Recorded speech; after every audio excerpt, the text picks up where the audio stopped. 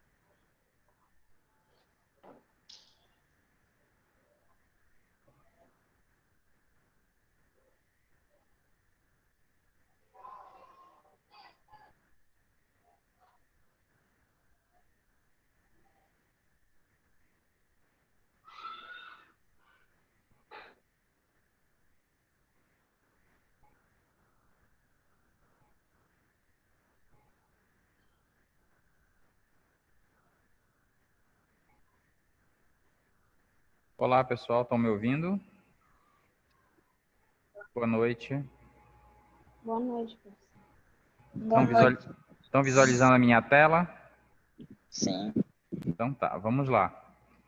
Bem, hoje nós vamos já iniciar o assunto, né? Na nossa primeira aula, nós fizemos uma apresentação da disciplina da microbiologia e imunologia. E como eu comentei com vocês, a gente vai começar pela parte da imunologia. Nós vamos ver que esses dois assuntos eles estão extremamente relacionados. Nós vamos começar com a imunologia, porque ele dará suporte quando nós começarmos a falar dos micro-organismos. Nós já teremos uma base extremamente importante para entendermos o papel desses micro-organismos em processos infecciosos que nós trabalharemos e iremos visualizar no nosso dia a dia de trabalho. Tá? Então, a gente vai começar pela parte da imunologia, que, como nós comentamos, é a parte que vai estar dentro da primeira verificação. Para iniciar aqui o estudo da imunologia, nós temos que entender, antes de qualquer coisa, alguns conceitos. alguns conceitos básicos importantíssimos para nós, porque são termos que vão aparecer no decorrer das nossas aulas de imunologia. Alguns nós vamos comentar agora, né, esses conceitos básicos, e alguns no decorrer do curso a gente vai inserindo para vocês esses novos termos, porque senão tomaria muito espaço nessa parte inicial aqui, só na questão, como se fosse um dicionário de termos. Então, os termos ou conceitos básicos que eu coloquei aqui é só para nós começarmos a nos familiarizar com esse assunto, que é a imunologia. Eu já peço para vocês, desde já, que dê bastante atenção a esse assunto, que é um assunto, vamos dizer assim, um assunto um pouco abstrato, né? Tanto a microbiologia quanto a imunologia são assuntos abstratos, não é algo palpável que nós possamos mostrar para vocês assim de forma, mas que tem uma aplicabilidade extremamente importante dentro da nossa área, tá? Antes de qualquer coisa, eu queria conversar com vocês sobre um conceito importante, que é o conceito de sistema. Já que nós vamos falar de sistema imunológico, então nós precisamos entender, antes de qualquer coisa, aqui nessas considerações, nesses conceitos iniciais, o que é um sistema. E para eu explicar para vocês, eu sempre faço isso nas minhas aulas, eu procuro emprestar conceitos de outras áreas, eu procuro pegar coisas do nosso dia a dia para tentar tornar, como eu falei para vocês, esse assunto que é um pouco abstrato, um pouco mais palpável.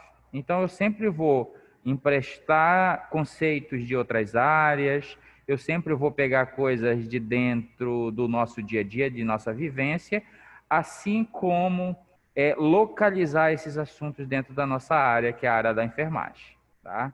Então, como nós vamos falar de sistema imunológico, nós precisamos entender, antes de qualquer coisa, o que é um sistema, né? E eu empresto esse conceito aqui lá da termodinâmica, da física. Mas, professor, o que física tem a ver aqui com a imunologia? O que tem a ver com a enfermagem? Nós vamos já entender isso, que eu trago aqui não para atrapalhar, mas sim para facilitar o entendimento desse conceito. Então, um sistema, ele é um conjunto de elementos que interagem entre si, né? Lá na termodinâmica, quando eles trabalham com a entropia de um sistema, eles definiram 3 tipos de sistemas, né? Então, nós já conseguimos definir aqui que é um conjunto de elementos que vão interagir entre si. Lá na termodinâmica, na entropia, qual foram esses elementos que eles observam? A energia e a matéria, né? Esses 2 elementos interagindo. Então, eles definiram primeiro o que é um sistema aberto, o que é um sistema fechado e o que é um sistema isolado. Então, o sistema aberto, veja, não entramos ainda na imunologia. Gente, por favor, desliguem o áudio de vocês, senão atrapalha, tá? No final da aula eu abro para a gente conversar, como eu sempre faço, aí deixo aquele tempo para a gente tirar dúvidas e comentar. Então, quem tiver com o áudio ligado, por favor, desligue. Então, o sistema é um conjunto de elementos que vão interagir entre si, e lá na termodinâmica eles definem um sistema aberto, é aquele sistema que faz o fluxo de energia e matéria, ou seja, ele faz troca tanto de energia quanto de matéria com o meio onde esse sistema está localizado. Por isso ele é chamado de um sistema aberto. Se pudesse trazer isso aqui para dentro da nossa realidade, do nosso dia a dia, nós poderíamos definir um copo d'água ou um tubo de ensaio contendo água como um sistema aberto. Só que aqui já da nossa realidade, esse copo d'água, esse tubo de ensaio contendo água, ele já não está mais aqui na termodinâmica, né? Eu vou ver que aqui dentro eu vou ter elementos, mas os mesmos elementos? Não. Quais são os elementos que eu teria na água? Hidrogênio, oxigênio, né? Então, esses são os elementos que constituem esse sistema copo d'água, vamos dizer. Esse sistema, esses elementos, hidrogênio, oxigênio, nós bem sabemos que eles interagem entre si, né? Molécula de hidrogênio se ligando à água, ou muitas vezes se desligando. Então, por exemplo, Os constituintes nós já sabemos que é o hidrogênio e o oxigênio. Se nós fizermos alguma modificação nesse sistema, o que seria uma modificação? A inserção de um novo elemento, porque vejam só, um sistema nós acabamos de ver que é um conjunto de elementos que interagem entre si. Mas esses elementos são bem definidos. O sistema aberto aqui da termodinâmica, energia e matéria. O nosso sistema copo d'água, quais seriam os elementos? Hidrogênio e oxigênio. São os elementos que constituem esse sistema. Esse sistema, como nós vimos, é um sistema aberto e o copo d'água também é um sistema aberto. Então, por exemplo, se nós adicionarmos algum elemento que não faz parte desse sistema, é lógico que esse sistema ele vai se modificar. Esse sistema ele pode sofrer alterações. Então, por exemplo, vamos adicionar um elemento que não está presente inicialmente aqui no nosso copo d'água. Por exemplo, energia, um aquecimento, por exemplo, calor, né? Uma forma de energia na forma térmica, calor. Se eu adicionar aqui, esses elementos, como nós bem sabemos, eles vão se modificar, eles vão se desligar, né? Eles vão evaporar, o oxigênio e o hidrogênio, que são gases, eles vão se liberar dessa ligação e vão sair. Tá? Se eu coloco, por exemplo, aqui dentro desse sistema, vamos lá, um copo d'água com uma pastilha efervescente, por exemplo, estou trazendo para dentro do nosso dia a dia para a gente entender um pouco melhor o que é um sistema aberto. Então, vamos lá. Nosso copo d'água continua sendo um sistema aberto. Por que é um sistema aberto? Porque ele pode fazer troca de elementos aqui, né? Eu posso adicionar, como eu estou fazendo agora, eu estou adicionando aí uma pastilha do antiácido efervescente, por exemplo, que tem outros componentes que não tinha inicialmente. E aí, quando eu insiro esse elemento aí, nós, do nosso dia a dia, temos uma experiência visual de que há ou não há modificação nesse sistema? Há modificação. Eu vou voltar depois que eu terminar de falar nesses sistemas aqui, nesse sistema aberto, porque nós, seres humanos, somos considerados um sistema aberto. Nós fazemos troca de coisas com o meio. Então, inserimos no nosso sistema coisas do meio e nós perdemos coisas do nosso sistema para o meio. Então, tem um intercâmbio, inclusive intercâmbio de matéria, intercâmbio de energia. Tá? Então, eu volto aqui no final para a gente colocar isso aqui dentro da nossa disciplina e dentro da nossa área. O segundo sistema definido lá na termodinâmica é um sistema fechado, né? Lá na termodinâmica, o que seria um sistema fechado? Um sistema em que eu tenho apenas troca de quem? De energia, ó. Apenas energia. A matéria, ela não é trocada porque esse sistema, ele é fechado. Então, como a gente pode observar aqui na figura, a matéria que tem dentro do meu sistema, que é fechado, permanecerá dentro do meu sistema. A matéria que está fora, ela não entrará nesse sistema, já que esse sistema é fechado.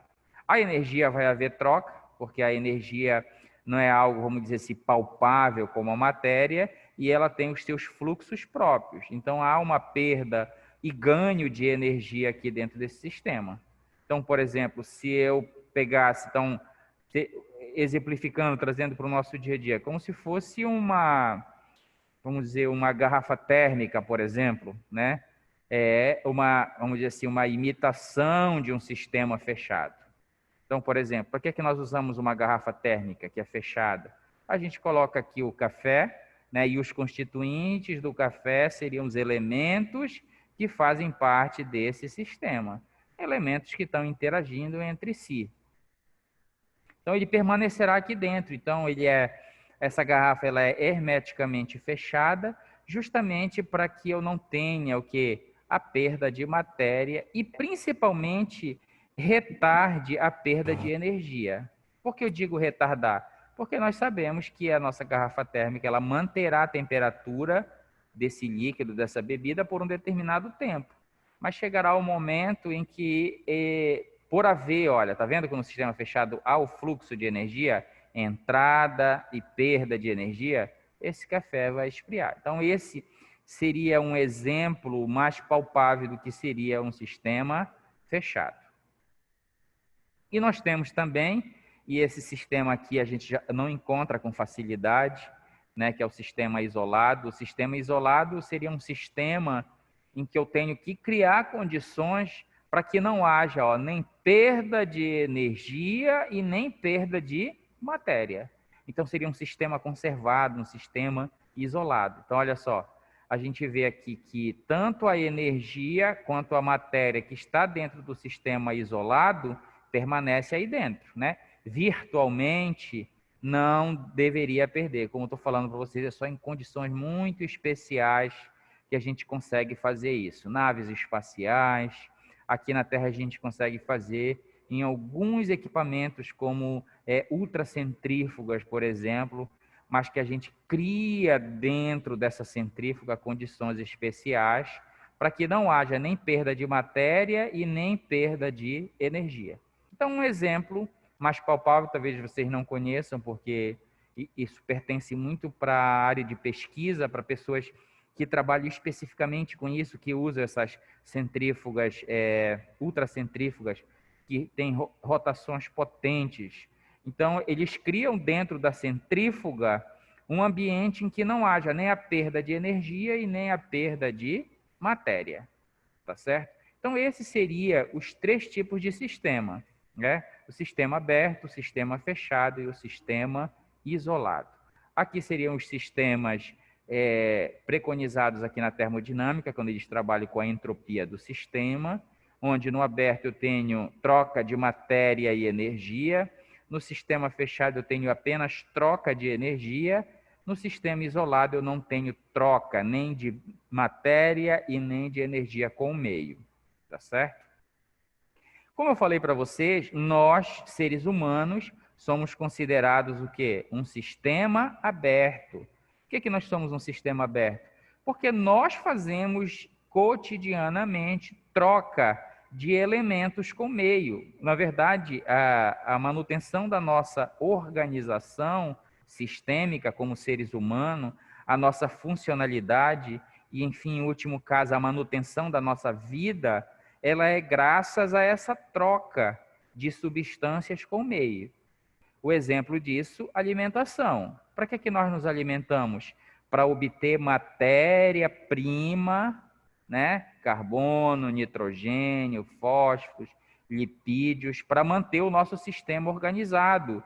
E o nosso sistema ele só fica organizado à base de energia, à base de perda de energia, né? No início da aula aqui, eu pedi para o senhor que cuida aqui, para ele diminuir a temperatura aqui, porque estava muito frio. Na verdade, aumentar a temperatura, porque estava muito frio. Então, eu vou ficar aqui com vocês algum tempo. O meu sistema ser humano, né? Eu, como Jorge, vou perder energia para o meio, porque o meio que eu estou envolvido, ele vai permitir com que haja essa troca de energia, já que eu sou um sistema aberto. Qual é o problema disso? Primeiro, é interessante a gente ter o entendimento, primeiro para conhecimento próprio, né? Saber que nós fazemos esse intercâmbio de matéria, que nós perdemos coisas, nós perdemos matéria também para o meio. A nossa alimentação, por exemplo, que eu acabei de falar. Então, a alimentação não é a inserção de matéria no sistema humano? Sim. Eu pergunto para vocês, eu consumo toda essa matéria, eu aproveito toda essa matéria? Não. Eu vou excretar partes dessa matéria que eu não utilizar, né? Através, por exemplo, das fezes. Então, eu pergunto para vocês, eu estou fazendo intercâmbio de matéria com o meio? Estou. Eu estou inserindo matéria no meu sistema, mas eu estou perdendo matéria para o meio externo. A energia é a mesma coisa. Eu tenho uma temperatura corporal, mas daqui a pouco, depende do meio onde eu estou, eu preciso fazer essa regulação de temperatura. E aí eu posso ganhar temperatura ou posso perder temperatura. Então, se o meu meio está muito frio, eu vou perder temperatura corporal. E isso aí é perda de energia, né? O calor que está fazendo, por exemplo, atualmente aqui em Belém, né? A gente sente no nosso sistema, que é o nosso corpo, a gente sente a temperatura do meio que está aumentado, a gente sente as repercussões no nosso corpo com um aumento gradual ali de temperatura, tentando tanto o meu sistema quanto o ambiente se regular entre si. Tá? Então, é por isso que eu digo que nós somos um sistema aberto, nós fazemos intercâmbio de coisas, matéria, de energia com meio. Isso aproveitando a termodinâmica para trazer aqui dentro dos sistemas humanos. Como a gente vai falar de micro-organismo, de microbiologia após a primeira verificação, eu pergunto para vocês, tem como inserir no meu sistema um outro ser vivo como um micro-organismo? Tem. Esse é o grande problema. Já que o meu sistema é aberto, eu posso agora ter a inserção de quem? De substâncias, como o micro-organismo, por exemplo. E aí a gente fica suscetível a processos infecciosos. A entrada desses micro-organismos, a entrada de antígenos, que a gente já vai conversar sobre isso, no nosso sistema. E aí a gente volta para aquela questão bem inicial do copo d'água. Se eu insiro algo diferente nesse sistema, eu pergunto, esse sistema vai se modificar? Vai. Né? Então, se eu insiro no meu sistema, por exemplo, algo que não faz parte, como um micro-organismo, por exemplo, vai causar uma alteração. E eu já adianto para vocês que a inserção de substâncias exógenas, de determinadas substâncias que são os antígenos, ela pode levar o meu sistema ao colapso, tá bom? Então, ele pode levar o meu sistema ao colapso. Por quê? Porque ele vai promover alterações tais que vai fazer com que os elementos do meu sistema, corpo humano, se desintegre, não consigam mais manter essa relação. Olha aí, o conceito é elementos que interagem entre si. Então, aqui dentro do nosso sistema, os componentes do nosso corpo, ele interagem entre si para manter a nossa organização, para manter a nossa vida. Se eu insiro um micro-organismo, ele pode desorganizar essa interação, ou um termo que vocês vão ver muito, tirar da homeostase o meu sistema, né? E como o meu sistema ser humano, ele é muito mais complexo do que um simples copo d'água, voltar a um sistema complexo, a condição de homeostase é muito complicado, tá? Então é por isso eu queria desde já que vocês olhassem com carinho para essa questão do que é um sistema e que os tipos de sistemas e que nós seres humanos somos um sistema aberto. Por isso estamos suscetíveis à entrada de determinadas substâncias como os antígenos dentro desse sistema que é o ser humano, tá? Nós, na verdade, somos um sistema muito complexo, como eu falei para vocês. Nós vamos comentar um pouquinho em relação a isso já já. Esse conceito de sistema, ele é mais arraigado no nosso dia a dia do que nós possamos imaginar. Então, nós temos, por exemplo, alguns sistemas que nós conseguimos, no nosso dia a dia, ele é muito falado, né? O sistema operacional, né? Os sistemas operacionais, eu coloquei esses conceitos de outros tipos de sistema, só para a gente ver que ele não é algo muito distante da nossa realidade e que todo e qualquer tipo de sistema contempla o conceito inicial, que é um conjunto de elementos que vão interagir entre si para manter a funcionalidade daquele sistema. Então, no sistema operacional que a gente encontra no nosso computador, no nosso celular, ele é um conjunto de elementos, né? Só que é o conjunto de elementos igual do copo d'água? Não, cada sistema tem os seus elementos. Os sistemas operacionais têm. Aqui o computador, por exemplo, tem a placa-mãe, tem os circuitos elétricos, né? Tem os transistores, todos os elementos que fazem com que esse sistema computacional, esse sistema operacional, mantenha a sua funcionalidade, né? Então, tudo isso é pensado, tudo isso veio desses conceitos aí que foram galgados, foram definidos desde lá da física, lá das leis da termodinâmica.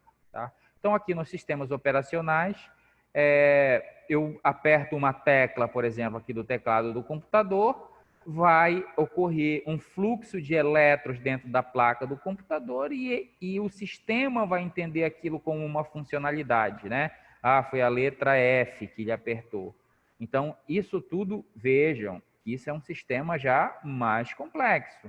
Um sistema muito mais complexo do que aquele que eu exemplifiquei para vocês lá, da garrafa térmica, do copo d'água. Nós temos sistemas também mais complexos e é dentro desse, por exemplo, do ecossistema, né? que nós estamos inseridos. Então, se nós olharmos para o ecossistema aqui, por exemplo, o ecossistema terrestre, nada mais é do que um conjunto de elementos que interagem entre si, né? E quais são os elementos que tem dentro do ecossistema? Uma diversidade deles.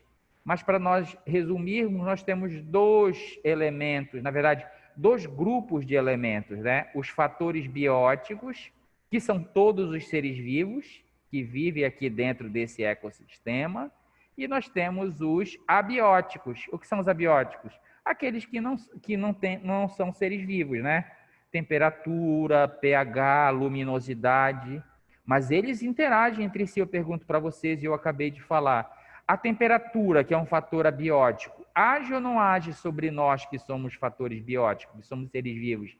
Age, eu acabei de falar para vocês aí, né? Então, olha aí o conceito, né, de elementos interagindo entre si. Então, os fatores bióticos e abióticos dentro aqui do nosso ecossistema, eles estão interagindo entre si para cumprir uma função. Esses sistemas, eles são diversos. Eles podem ser sistemas macro ou podem ser sistemas menores, tá? Então, por exemplo, eu tenho o ecossistema aquático, por exemplo, aqui no nosso planeta. Eu tenho o ecossistema terrestre.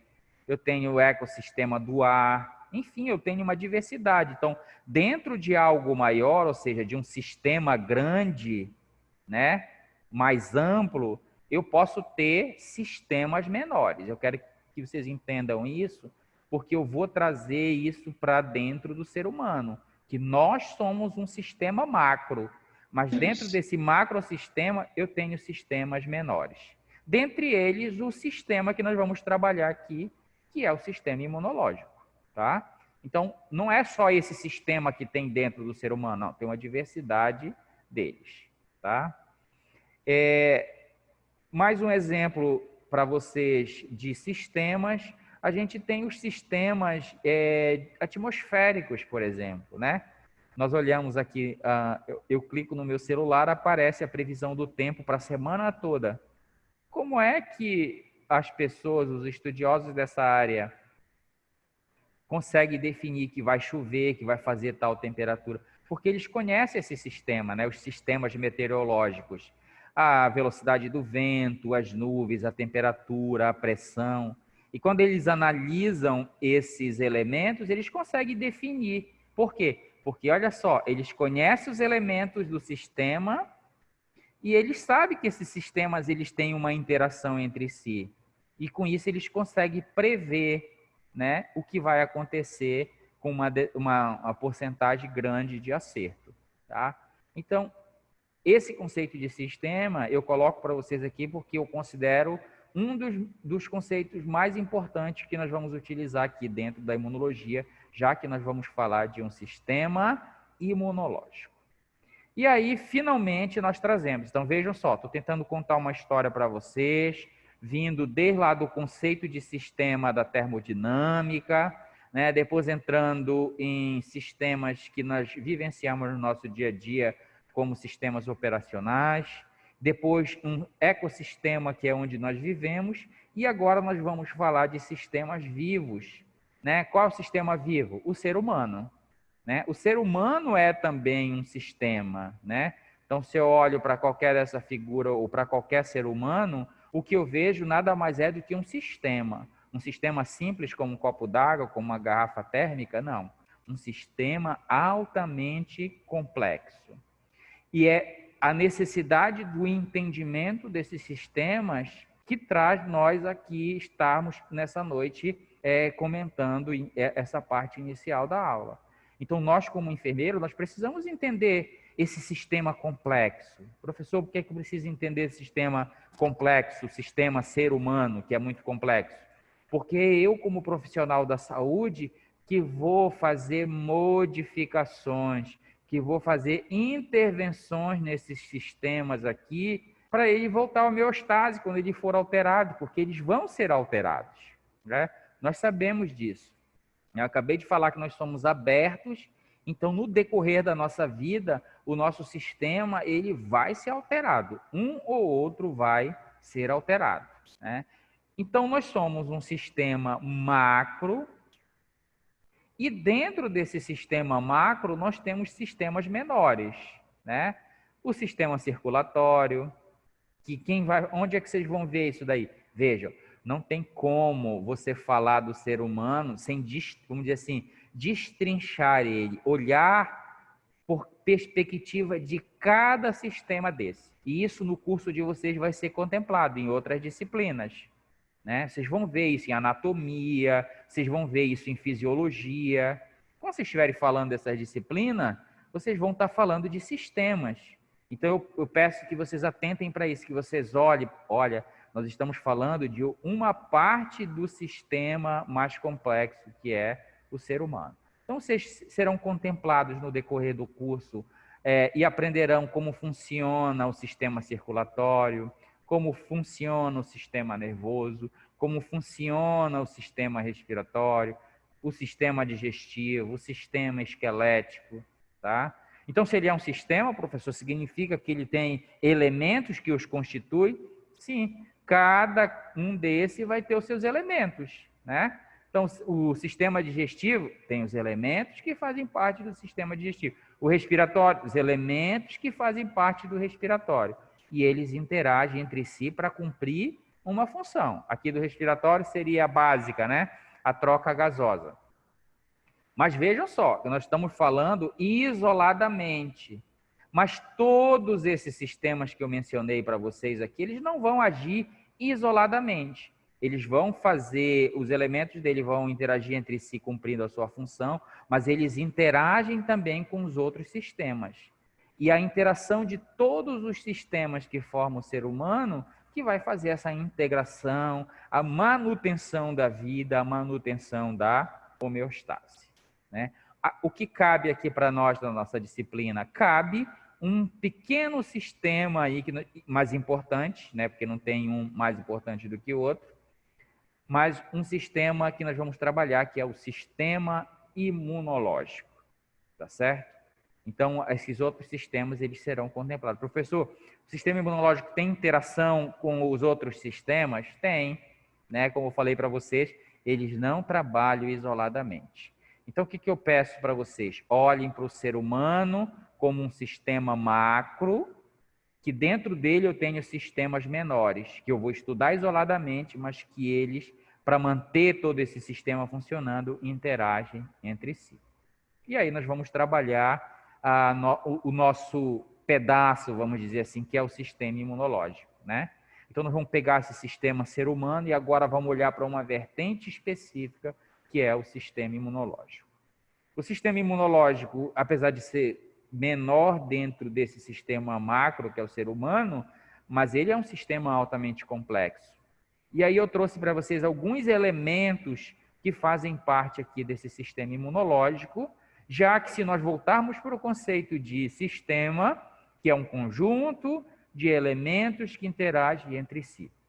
Então, quais seriam os elementos do sistema imunológico, né? Eu trouxe 3 para vocês aqui, de forma mais ampla, né? Então, eu tenho, dentro do meu sistema imunológico, algumas moléculas. Quais seriam essas moléculas? Vou citar 2 para vocês.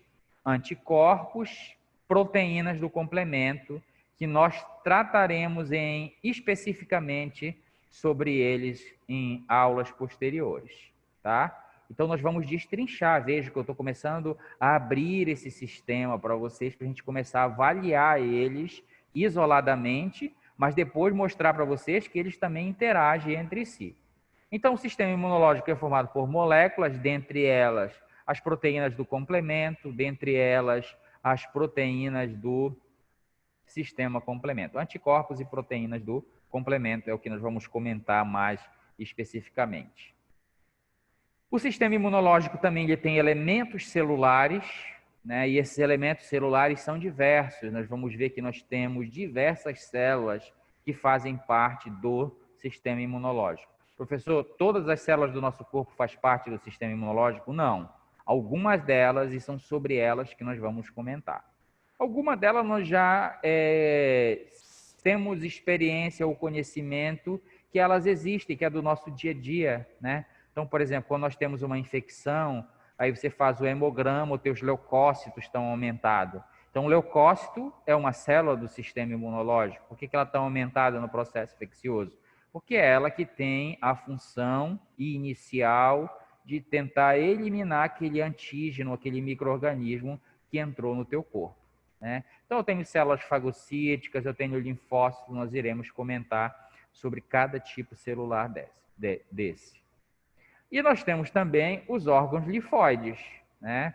Então, esses órgãos linfóides nós vamos ver ainda na aula de hoje que eles estão localizados em pontos estratégicos do meu sistema macro, do meu sistema ser humano. Eles estão localizados em pontos estratégicos, né? E nós vamos ver quais são esses pontos estratégicos. Então, de início, vou recapitulando aqui. Nós temos que saber o que é um sistema, nós temos que saber os tipos de sistemas e agora, principalmente, o que é um sistema imunológico. É um conjunto de elementos que vai interagir entre si, cumprindo uma função. Qual é a proteção do sistema imunológico? Proteger o nosso corpo contra a entrada de substâncias estranhas ou de antígenos. E eles são formados por moléculas, células e por órgãos linfóides. Esse é a parte que a gente vai falar um pouquinho aqui dos conceitos, né? Então, os conceitos básicos, eu preciso ter o domínio e saber o que é determinadas coisas, porque em determinado momento eu vou falar para vocês de proteínas, por exemplo, e aí você tem que saber o que é uma proteína, por isso eu coloquei aqui inicialmente alguns conceitos. Então, as proteínas, elas são macromoléculas constituídas por cadeias de aminoácidos, né? Então, aqui eu tenho aminoácidos que se juntam e formam as proteínas, né? Então, esses aminoácidos de onde é que a gente obtém esses aminoácidos para construir as nossas proteínas? Do alimento que nós ingerimos, né? Que é necessário a gente inserir no nosso sistema para a gente obter várias unidades, como carbono, nitrogênio, que eu falei para vocês, aminoácidos. Então, esses aminoácidos, essas unidades, ao se juntarem, ao se agruparem, elas vão formar as proteínas. O professor, existe algum tipo específico delas se agruparem? Existe uma diversidade de formas, como a gente pode ver aqui, né? A gente vê aqui que eu tenho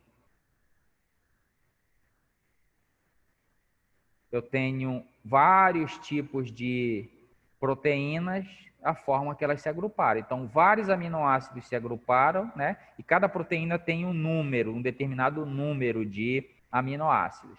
E olha aí a diversidade de forma que as proteínas podem assumir.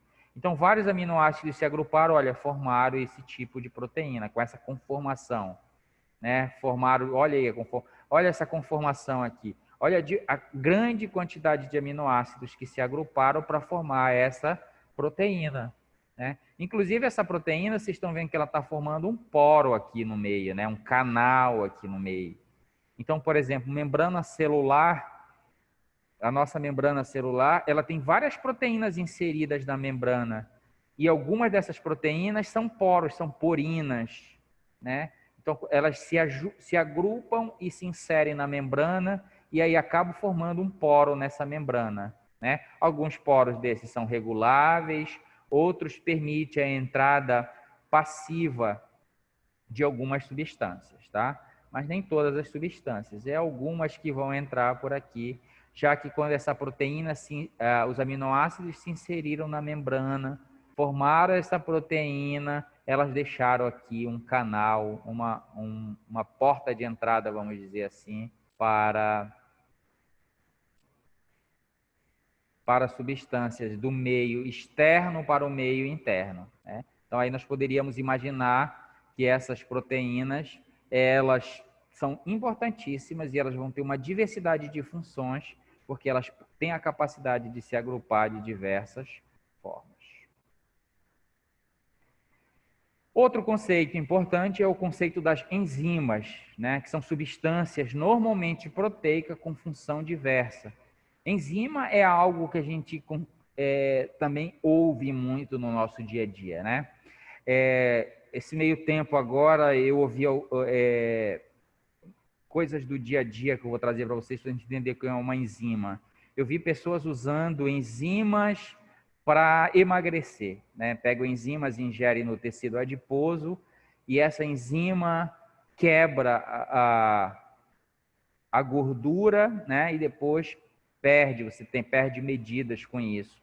Pelo menos é o que promete aí, eu não aconselho, porque não tem nada comprovado em relação a isso. Mas para a questão enzimática, sim, né? Então, nessa situação que é a enzima? É uma substância que vai quebrar ou destruir um determinado substrato. No caso, essa substância que eu estou falando para vocês tem função estética de quebrar a gordura, né? Fazer hidrolipólise, quebrar ali aquele tecido gorduroso, aquele lipídio que está sendo guardado ali. Então, a enzima, normalmente, ela é uma proteína que tem função enzimática. E vocês vão ver muito o termo que as enzimas são como tesouras moleculares, tá? Mas elas não são como uma tesoura que nós temos no nosso dia a dia mecânica, né? Você chega, uma tesoura de metal, você vai e faz uma pressão lá mecânica e ela acaba cortando o tecido, o papel. Aqui nas moléculas, aqui nas enzimas, nas proteínas, é diferente. Nós estamos falando de moléculas, né? Então, como é que ela vai quebrar? Então, uma enzima, eu já falei para vocês, que a função dela é se ligar num determinado substrato e muitas das vezes funcionar como tesouras moleculares que cortam, tá? Então, por exemplo, aqui a minha mão seria um substrato e essa outra mão seria uma enzima. Então, a enzima, ela se liga perfeitamente no seu substrato. E ao se ligar, há uma modificação na molécula, no substrato. Inclusive, algumas vezes esse substrato, ele se desfaz, ele quebra, ele se transforma em coisas diferentes. E aí, quando ela se liga, ela promove essa mudança na molécula, por isso que essa molécula é quebrada. Então, ela não chega mecanicamente, é a ligação dela que faz com que haja essa ruptura na molécula. Um exemplo do nosso dia a dia de enzimas, por exemplo, vamos no supermercado e a gente compra leite zero lactose. Lactose é um substrato, é um açúcar. E aí, como é que eu faço para tirar essa lactose lá do leite? Eu coloco uma enzima que age sobre a lactose. Aí eu volto ao exemplo. Então, eu pego o meu leite in natura, que tem lactose, está aqui a lactose, o substrato, e lá dentro do leite eu vou colocar agora a enzima. Qual a enzima? Lactase, que é a enzima que quebra a lactose. Então, quando eu insiro lá no leite, o que é que a lactase vai fazer? Vai se ligar na lactose e, como nós acabamos de ver, o que é que acontece com a lactose? Ela se quebra, né? E agora ela não é mais lactose, ela é 2 monômeros, é 2 açúcares diferentes da lactose. E aí, quem é intolerante, que não tem a enzima para quebrar a lactose, já recebe o leite zero lactose, o leite com a lactose quebrada, transformada em 2 açúcares. Eu falo isso que é para mostrar para vocês. Oi? Essa imagem que está escrito oxigênio, carbono, ela é o que? Uma proteína? Ela é a estrutura, porque vejam só, se nós formos um pouquinho mais para trás, o que é que eu falei falei para vocês que as proteínas elas são formadas de aminoácidos, certo?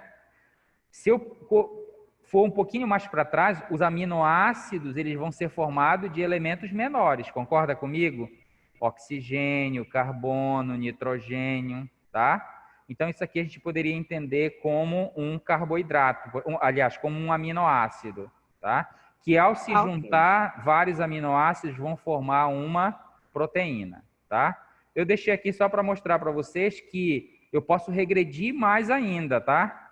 Vamos dizer, eu estou falando aqui já de molécula, mas eu posso chegar ao nível atômico aqui. Vocês estão vendo que os átomos de oxigênio e de carbono, eles se agrupam para formar, por exemplo, um aminoácido, que já é uma molécula, tá? Então, olha só, átomos se agrupam formando um aminoácido e esses aminoácidos, ao se agruparem, vão formar as proteínas. Entendido? Sim. Ok. Tá?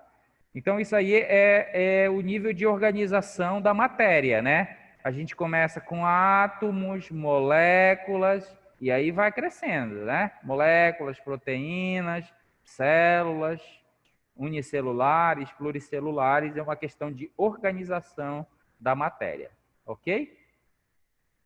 Contemplou a sua resposta? A sua pergunta, aliás? Sim, sim. Tá bom, então vamos lá, continuar. Então, esses dois conceitos eles são importantes, proteínas e enzimas, porque nós vamos utilizar. Professor, onde é que nós vamos usar esses conceitos? Anticorpo, por exemplo, ela é uma proteína. Enzima, onde é que a gente vai usar? Quando a gente falar de sistema complemento, nós vamos ver que algumas proteínas elas vão agir como enzimas, elas vão quebrar, inclusive quebrar outras proteínas. Mas não vamos nos deter nesse momento aqui, que eu quero que fique na cabeça de vocês esse conceito. Outro conceito que nós vamos utilizar muito é o conceito sobre antígenos, né? O que são antígenos? Eles são moléculas de origem diversa que são capazes de estimular o sistema imunológico. Vamos voltar novamente lá para aquela questão do sistema. Nós, sistema humano, nós somos complexos, nós temos os nossos elementos.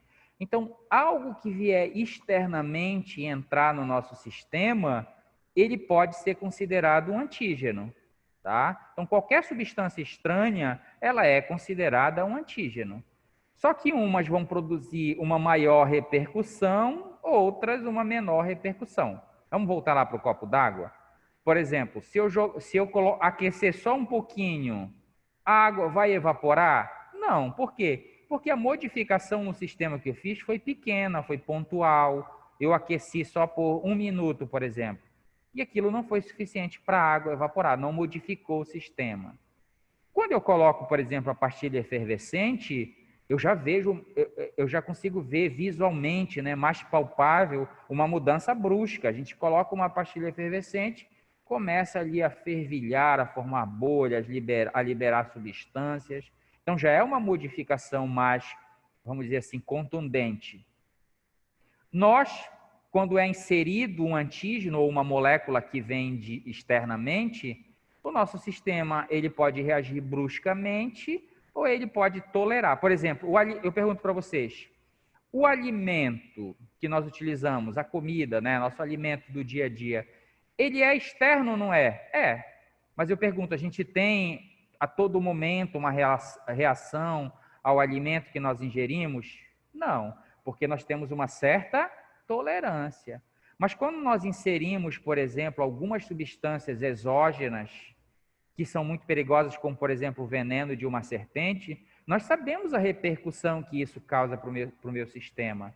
Eu pergunto para vocês, é brando ou ele é abrupto? É abrupto, né? Nós temos que fazer intervenções rápidas, porque senão o meu sistema, que foi inserido esse veneno de serpente, ele pode entrar em colapso.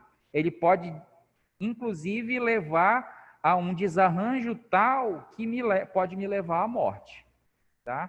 Então, nós temos diversos tipos de antígenos. Antígenos mais simples e antígenos mais complexos. Mas também nós falaremos sobre isso. E nós vamos ver que esses que são capazes de causar repercussões abruptas, eles são chamados de antígenos, né? Ou superantígenos, como a gente vai ver. Né? Então, aqui eu tenho 2 exemplos para vocês do que é um antígeno, que são moléculas de origem diversa, que são capazes de estimular o nosso sistema imunológico, brandamente ou exacerbadamente. Então, Professor, nós temos aqui... Opa, pode perguntar.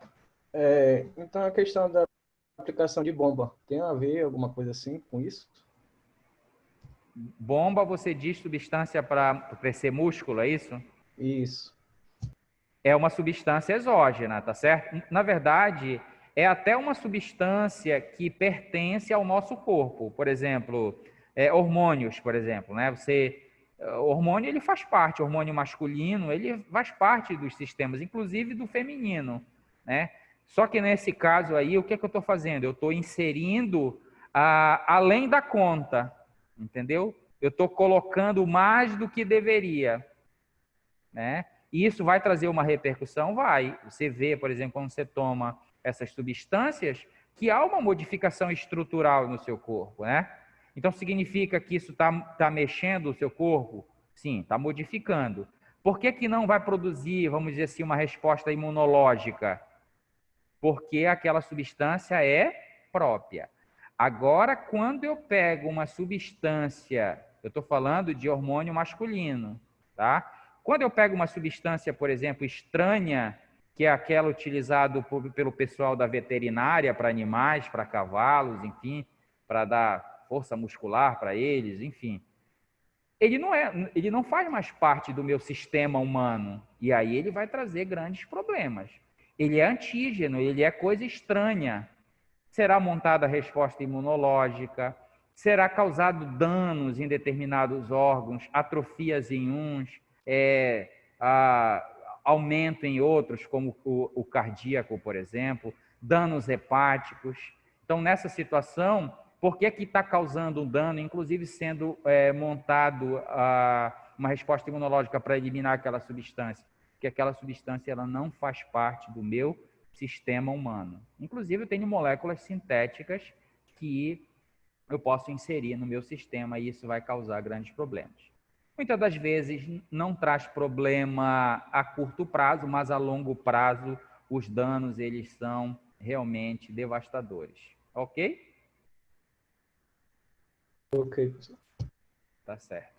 Então vamos lá. Aqui eu tenho mostrado para vocês duas fontes, né, de antígenos. Por exemplo, uma hemácia, ela é uma fonte de antígeno. Olha a quantidade de moléculas que tem na superfície de uma hemácia. Dentre elas, algumas moléculas que nós bem conhecemos, que é o sistema que a gente chama de sistema ABO. O sistema ABO nada mais são do que açúcares na superfície das hemácias. São moléculas aqui de superfície. Aí, fazendo uma ligação com o que ele perguntou, hemácia faz parte do sistema humano, certo? Só que tem pequenas diferenças em cada hemácia. Em cada indivíduo tem pequenas diferenças. Por exemplo, tem indivíduos que têm apenas a molécula do tipo A. Tem indivíduos que têm apenas a molécula do tipo B. Tem indivíduos que têm moléculas do tipo AB. Tem indivíduos que têm hemácias que não têm nenhum tipo dessa molécula.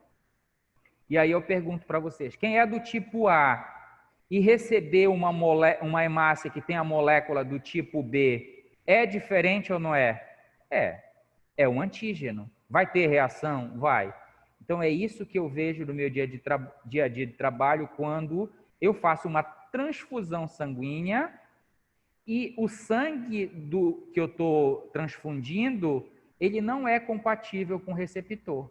E aí eu enxergo imediatamente a reação, né? Então, a reação transfusional que a gente chama é devido a isso. O sistema imunológico do receptor reconheceu aquela molécula de superfície da hemácia do doador como estranha. E aí ele vai atacar. Que o objetivo, nós já vimos, do sistema imunológico é eliminar moléculas estranhas. E aí ele vai destruir essas hemácias. E hemácia destruída dentro da minha corrente sanguínea é extremamente perigoso, tá? Leva diversas repercussões para o meu sistema. Então, essa questão de entender o que é um antígeno é importantíssimo, que ele vai estar aqui dentro da nossa área, eu já estou exemplificando aqui na questão das hemácias. Que apesar de todos os seres humanos terem hemácias, mas eu tenho moléculas, basta uma molécula diferente para que seja considerado estranho, tá bom? Outra molécula estranha, né? Aqui já vem de outro sistema, por exemplo, essa serpente é um outro sistema vivo, é um sistema complexo também, né? É um outro sistema. Então, por exemplo, vocês já viram o veneno da serpente fazendo mal para a própria serpente que a possui? Não. Por quê? Porque faz parte do sistema dela. Ela tem todo um tipo de organização para que essas substâncias fiquem dentro de glândulas, dentro de vacúolos, para que não danifique o tecido dela, né? Não leve esse tecido aqui a se desgrenhar, vamos dizer assim.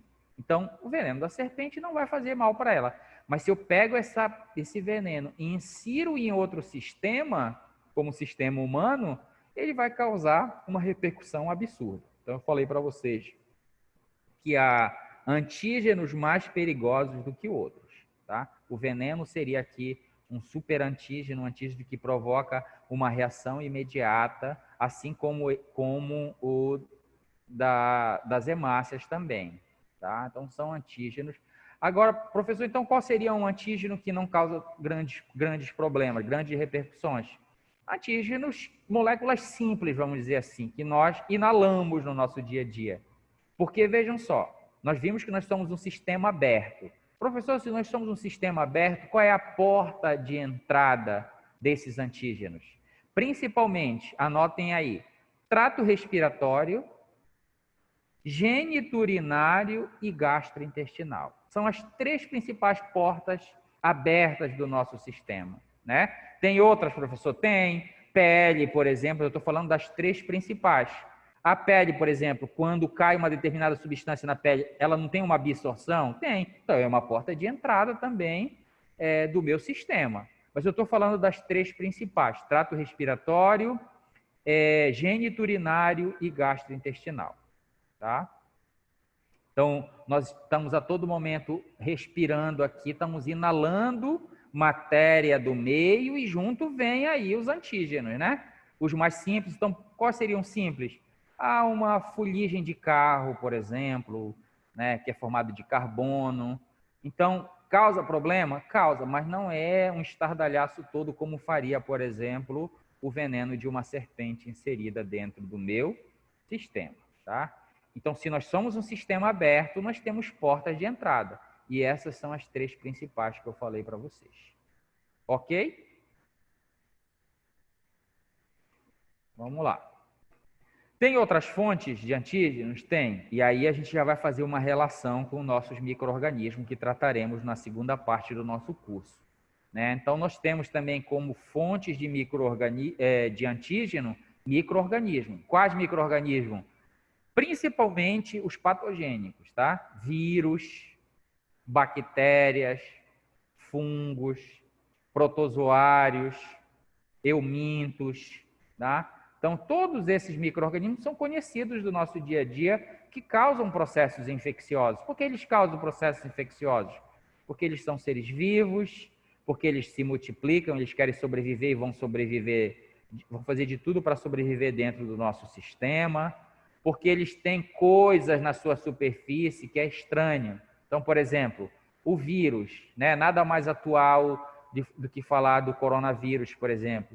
Então, essa coroa, né, que tem na superfície, daí vem o nome coronavírus, essa coroa da superfície nada mais são do que moléculas de superfície. Essas moléculas de superfície são peculiares de quem? Do vírus Covid-19, SARS-CoV-2. É peculiar dele. Aí, quando ele entrar no meu sistema, eu pergunto para vocês, o meu sistema imunológico vai reagir contra isso? Vai. E no caso aqui do Covid-19, a gente vê que ele age abruptamente, né, exacerbadamente. E aí essa resposta imunológica potente, ela acaba causando dano também, tá? Porque não é só o micro-organismo, tem dois lados que causam dano. É o próprio micro-organismo causando dano e também um sistema imunológico que age muito potentemente, isso também causa dano, né? Então, o vírus que entra, ele tem moléculas estranhas aqui na superfície que são peculiares do vírus e não do nosso sistema. Então, por isso, serão combatidos. As bactérias, a mesma coisa. Olha aqui uma imagem estilizada de uma bactéria, né? Um bacilo com flagelos, com esses pilos aqui, fímbrias que a gente chama aqui de superfície. Aqui essas fímbrias e nesse flagelo, enfim, em toda a superfície desse micro-organismo, tem moléculas polissacarídeos, açúcares, lipopolissacarídeos, como LPS, por exemplo, que são extremamente imunogênicos, são antígenos que promovem repercussões dentro do nosso corpo. Então, por exemplo, febre, que é uma repercussão que a gente vê quando a gente é infectado por um micro-organismo, uma bactéria, por exemplo. Quem promove isso? É uma repercussão do sistema imunológico frente para combater quem? Esses lipopolissacarídeos da superfície da membrana bacteriana. Os fungos, a mesma coisa, Eles têm, olha esse fungo aqui, é uma levedura, olha a espessura da parede desse micro-organismo. É uma parede extremamente espessa. E aqui tem diversas moléculas, diversas substâncias que não fazem parte do sistema humano. Por isso serão combatidos quando eu tiver uma infecção fúngica, por exemplo, né?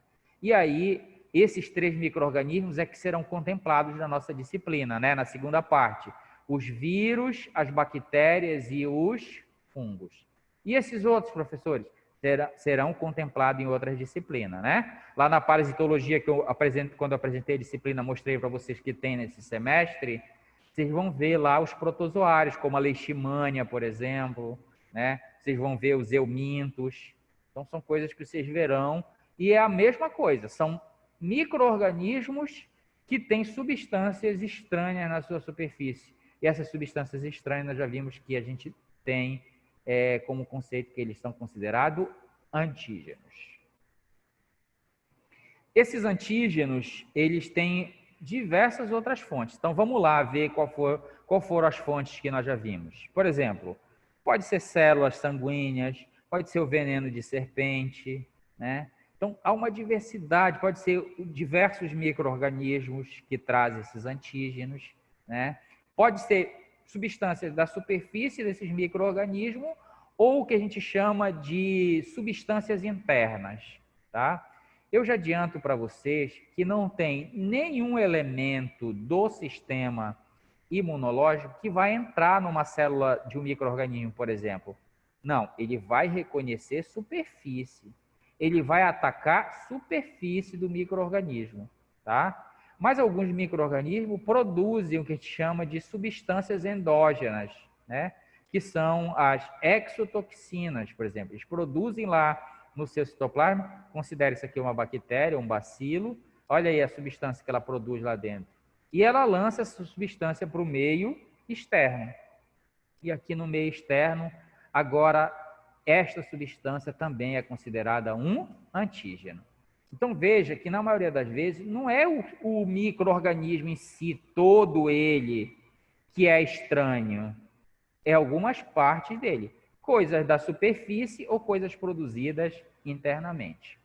Inclusive, a membrana, por exemplo, de uma bactéria, a membrana de um fungo, ela é muito parecida com a membrana das nossas células. É uma bicamada fosfolipídica. E aí a gente volta naquela questão. Então, essa bicamada fosfolipídica da bactéria, do fungo, ela vai ser imunogênica? Ela vai ser considerada um antígeno no meu sistema? Não. Mas outras partes, como uma toxina, um LPS de superfície, vai. Tá? Então, nós vamos ver quando nós conversarmos de células fagocíticas, que muitas das coisas, quando um macrófago fagocita uma bactéria, ele reaproveita da célula bacteriana. Mas muitas das coisas, aliás, algumas coisas ele vai reconhecer como estranho, e é contra isso que vai ser montada uma resposta imunológica, né? Outras fontes, células exógenas, como as hemácias, nós já vimos. Só as hemácias? Não. Qualquer célula exógena. Mas exógena de outro animal? Não, inclusive do próprio ser humano. Então, quando eu faço transfusão de tecido, ou faço transfusão de transplante de tecido ou de um órgão, o que eu estou levando do doador para o receptor tem pequenas diferenças. E essas pequenas diferenças, elas vão ser reconhecidas pelo sistema imunológico do receptor. Se nós pelo menos eu acho que já ouvimos falar ou conhecemos, pessoas que já receberam enxerto de pele, ou a doação de um órgão, de um rim, enfim, parte do fígado, alguma coisa assim, eles têm que tomar medicamento para o resto da vida, medicamentos imunossupressores. Para quê? Para que o sistema imunológico não reconheça aquele órgão como estranho, mesmo que sejam as pequenas diferenças, tá? Para que ele não consiga, para que ele não seja rejeitado. Tá? Se ele parar de tomar, o sistema imunológico volta a funcionar de forma, vamos dizer, basal, e aí ele vai reconhecer aquele órgão como estranho. Isso é muito comum de acontecer em enxertos de pele, em transplantes de órgão. É por isso que antes de fazer um transplante de órgão, o que é que eu faço? A testagem ou a compatibilidade entre o doador e o receptor. As transfusões teciduais que a gente faz mais simples é sangue. Sangue também é tecido, tá? Então, a transfusão sanguínea é o que vocês mais vão ver no dia a dia de vocês no ambiente hospitalar. O que é que eu faço também antes de transfundir o sangue? Eu vou colher a amostra do receptor para ver qual é o tipo sanguíneo dele, para ver se a bolsa disponível é compatível com ele, tá? Então, eu testo isso antes, porque se eu colocar um tipo sanguíneo, fizer uma transfusão no receptor e ele não for compatível, a reação vai ser imediata, vai ser abrupta e aí isso também vai causar grandes problemas, tá? Então, por isso que a gente tem que ficar atento. Vai fazer transfusão sanguínea, ficar atento para possíveis reações desse paciente. Eu vejo se ele está com febre, para que as hemácias doadas não sejam lisadas. Eu confiro o nome do o tipo sanguíneo dele com o tipo da bolsa, para minimizar essa possibilidade de reação imunológica contra um antígeno, que no caso seria uma bolsa de concentrado de hemácias, por exemplo, que não é compatível com o receptor. Tá? Eu tenho antígenos mais simples, como o pólen, por exemplo. Quem tem rinite alérgica convive com isso e sabe como é rápido que isso acontece. Você passa próximo de flores de uma plantação, uma floricultura, você já começa a espirrar imediatamente, né?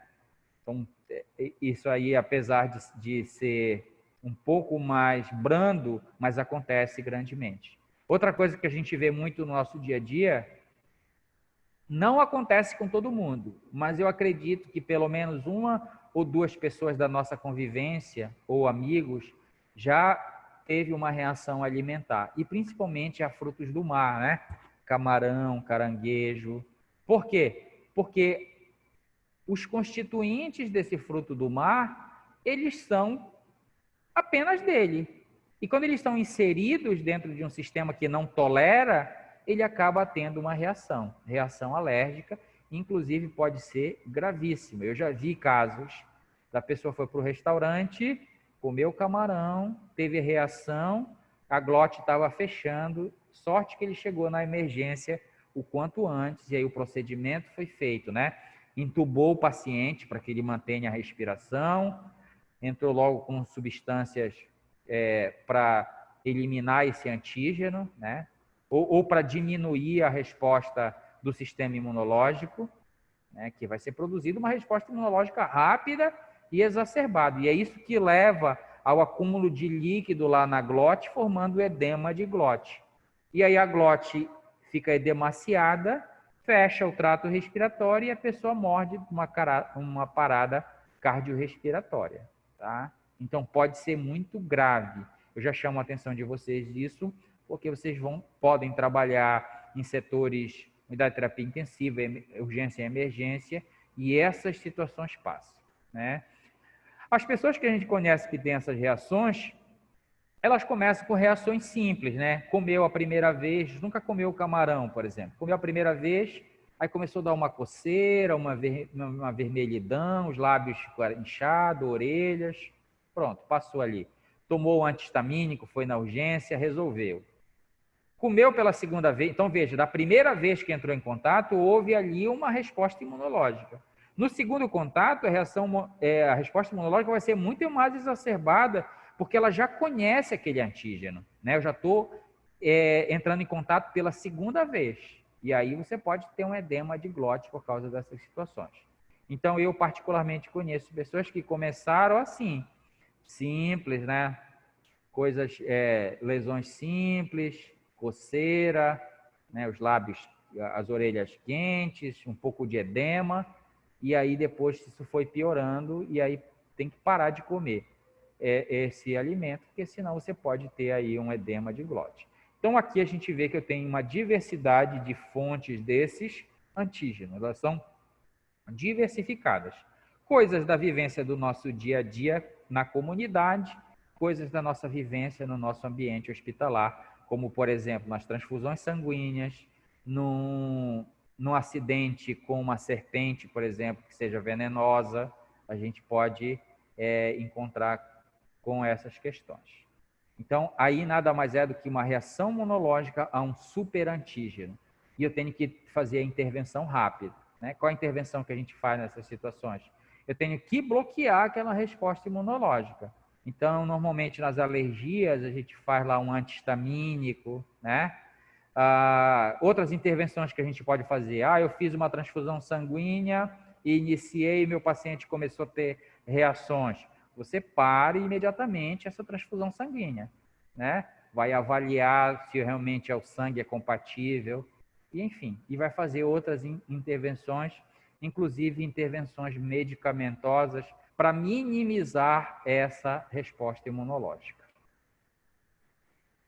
Então, esse é o antígeno, né? Temos que ficar na cabeça que é algo que é exógeno, que é estranho ao nosso sistema. Qual sistema? Um copo d'água? Não, sistema ser humano, que é o qual nós estamos trabalhando. Então, tudo que for inserido no nosso corpo, no nosso sistema, que seja estranho, vai ser montado uma resposta imunológica, com uma menor potencialidade ou com uma maior potencialidade, né? E aí a gente pega os exemplos que nós colocamos aí. Então, lá da bomba, vamos dizer assim, se ela for o hormônio humano, ela vai produzir uma mudança, mas não promoverá uma repercussão imunológica. Mas se for numa questão de uma substância usada, um fármaco usado lá na veterinária, ela já não faz parte do meu sistema. E aí a repercussão será maior, tá bom? Outro tópico, outro conceito importante é o conceito de antígenos. Esses antígenos, aliás, antígenos já falamos, anticorpo. O anticorpo ele é uma molécula glicoproteica. Olha aí o conceito de proteína voltando aqui. Então, ele é uma molécula glicoproteica. Então, ele é formado por proteína e por açúcar, né? Produzida por linfócitos B. E aqui a gente já está começando a falar dos elementos do sistema imunológico. Nós já estamos falando de um elemento molecular, que é o anticorpo, e já estamos falando de um elemento celular, que é o linfócito B. Lógico que estamos falando aqui de forma superficial. Depois nós vamos tratar isso especificamente, não falar só de anticorpo, vamos falar só de tipos celulares, inclusive do linfócito B. Então, ela é uma molécula glicoproteica produzida pelo linfócito B, como a gente vê aqui. Nos livros, a gente vê o desenho estilizado, né? O que é um desenho estilizado? É que o anticorpo é como se ele fosse um Y, né? Esse é o desenho estilizado. Essa aqui já é uma imagem mais aproximada do real. É uma proteína, continua em forma de Y, né?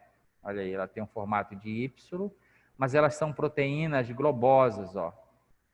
Então, se é proteína, é um agrupamento de aminoácidos. E quando esses aminoácidos se agrupam, eles formam aqui essa proteína que a gente chama de imunoglobulina, que também é um dos nomes do anticorpo. Por quê? Porque elas são classificadas dentro das proteínas globosas. Olha aí como ela é meio rechonchuda, vamos dizer assim, tá? Elas são produzidas por esse linfócito. Depois nós vamos ver como é que esse linfócito vai produzir esse anticorpo, mas isso são cenas posteriores que nós vamos trabalhar. A função desse anticorpo, ela tem a função de neutralizar antígeno. Olha lá, antígeno, moléculas exógenas, moléculas estranhas que entram no nosso sistema. Só que quando essa molécula ela entra pela primeira vez no nosso, um antígeno entra pela primeira vez no nosso sistema, eu ainda não tenho anticorpo, tá, pessoal? O anticorpo ele leva tempo para ser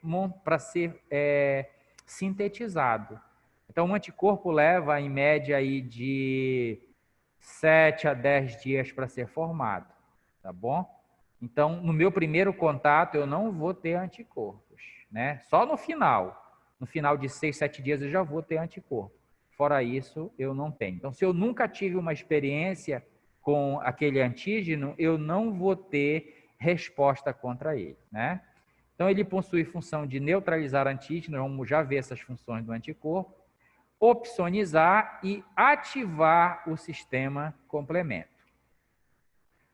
Nós vamos ver também essas questões já aí na funcionalidade do anticorpo. Quais são as características moleculares, né, desse antígeno e esse anticorpo? Eles são complementares.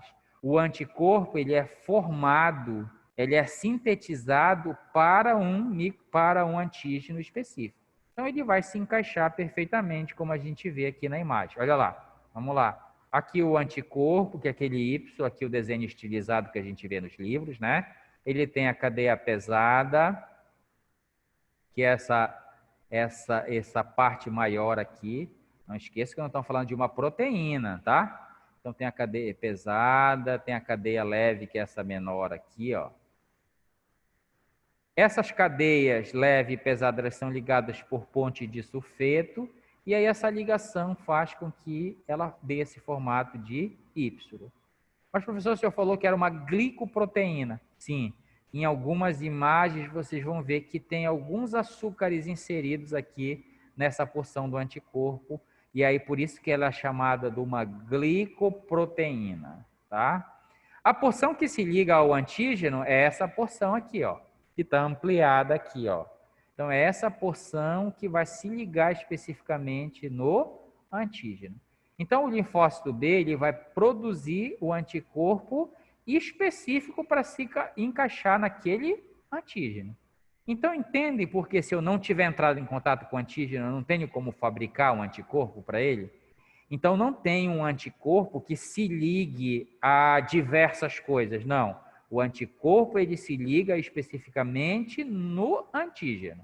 Então, por exemplo, se eu entrei em contato com o vírus da hepatite B, eu vou produzir anticorpos para o vírus da hepatite B, para as moléculas de superfície do vírus, para reconhecer o vírus da hepatite B. Quando eu entrar em contato com vírus da hepatite A, eu não tenho anticorpos, eu tenho que criar novos anticorpos para o vírus da hepatite A. Tá bom? É por isso que no nosso dia a dia, o que a gente faz? A gente ensina previamente o nosso sistema imunológico a reconhecer vários antígenos através das vacinas, que também nós iremos falar. Então, eu administro antígenos de forma controlada dentro do meu sistema para que ele monte uma resposta imunológica formando os anticorpos. Quando eu entrar em contato com o vírus, com o micro-organismo verdadeiro, eu já tenho uma resposta montada. E aí, quando eu tenho resposta montada, eu consigo reagir de forma mais abrupta, mais potente, mais rápida, inclusive para eliminar, tá?